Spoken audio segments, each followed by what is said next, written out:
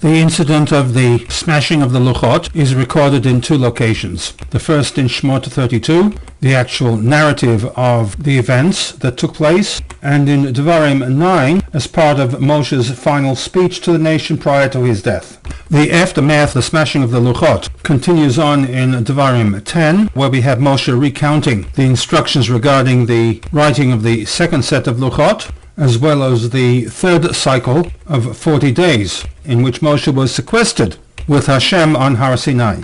As we noted in the Perek outline, a series of pasukim relating to Shevet Levi were inserted by Moshe Rabbeinu in his speech between his account of the second Luchot and the third set of 40 days. It was this insertion that Rashi addresses in his lengthy commentary to Pasuk 6. In that Pasuk we have the journey to Be'erot Bnei Yaakan and then on to Mosera, and a statement regarding the death of Aharon and the transmission of religious leadership over to Aharon's son. As a general rule, Rashi is confined to the Peshuta Shel Mikra. However, in this case, he draws upon the Medrash Rabbah, in which he addresses an implied question. That question is the link between the two chapters in Devarim, Perek Tet and Perek Yud, and specifically the link between the death of Aharon recorded in Devarim 10:6 and the smashing of the Luchot recorded in Devarim Perek 9.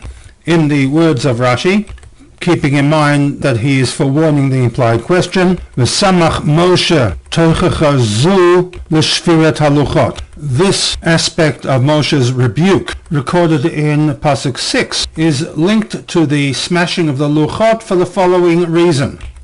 Lomar, it comes to inform us, Shekasha mitatan shel tzadikim lifnei HaKadosh Baruch Hu, the death of tzadikim, in this case referring to Aharon, is kasher, difficult. However, one will understand this term with respect to HaKadosh Baruch Hu as difficult as kayom shenishtabru bo haluchot, the day in which the first set of Luchot was smashed.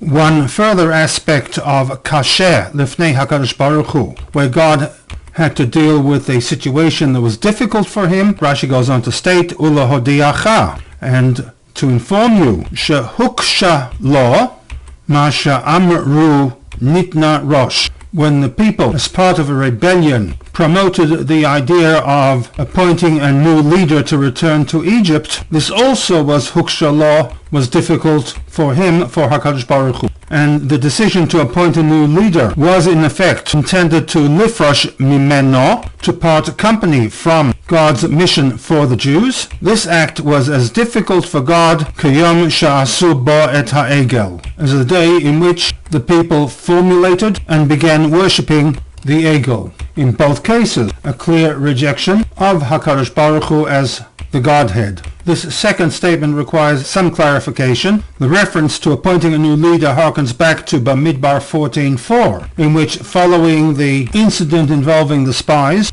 and their reporting of the difficulties that lay ahead in attempting to conquer Eretz Canaan, the nation was struck with fear and amongst themselves suggested to Nitna Rosh v'Nashuva Mitzrayimah, let us appoint a new leader, and returned back into Egypt. This was similar to Rashi's understanding of the opening words of Pasuk 6, where a group made a similar decision to retrace their steps and return to Egypt, journeying from Hor Hahar, from east to west, until they arrived in Mosera.